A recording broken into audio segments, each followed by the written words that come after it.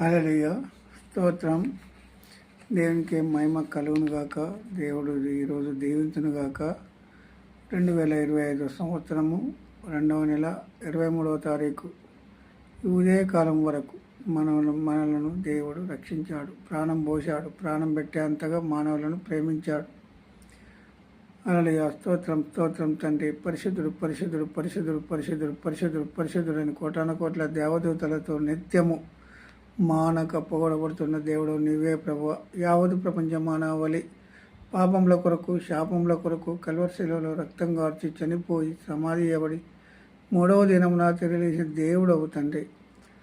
అందరి సమాధులు మూయబడి ఉన్నాయి, నువ్వు ఒక్కడవే తిరిగిలేసిన దేవుడవు అని నమ్ముచు సమస్త మానవుల ప్రాణాత్మ దేవుని పాదాల దగ్గర పెడుతూ, మా ప్రాణాత్మ దేవుని పాదాల దగ్గర పెడుతూ, నీ శిలువ చాటును నన్ను మరుగుపరిచి కొన్ని మాటలు, నీ ఆలోచన, నీ క్రియలు జరిగిస్తావని నమ్ముచు మన ప్రభు అయిన యేసుక్రీస్తు నామములో అడిగి వేడుకుంటున్నాం తండ్రి. ఆమేన్, ఆమేన్. హల్లెలూయా, స్తోత్రం. దేవునికి మహిమ కలుగును గాక. 6వ అధ్యాయం, కీర్తన భాగం 6వ అధ్యాయము 1, 2 వచనాలు, 3వ వచనాలు చదువుకుందాం.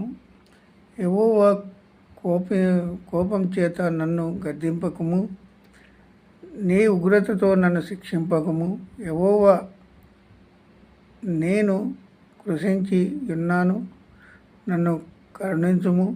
యెహోవా, నా ఎముకలు అదురుచున్నవి, నన్ను బాగు చేయువాడవు.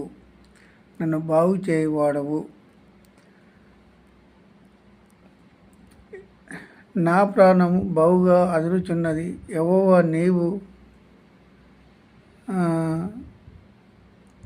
ఎంతవరకు కరుణింపక యుందువు.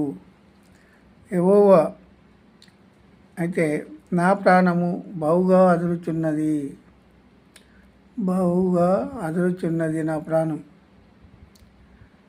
నా ప్రాణము బహుగా అదురుచున్నది. యెహోవా,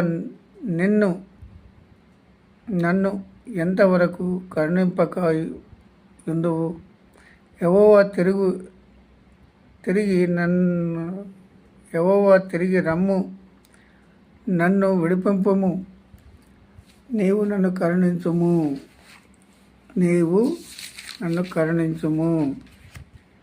నీ కృపను బట్టి నన్ను రక్షించుము.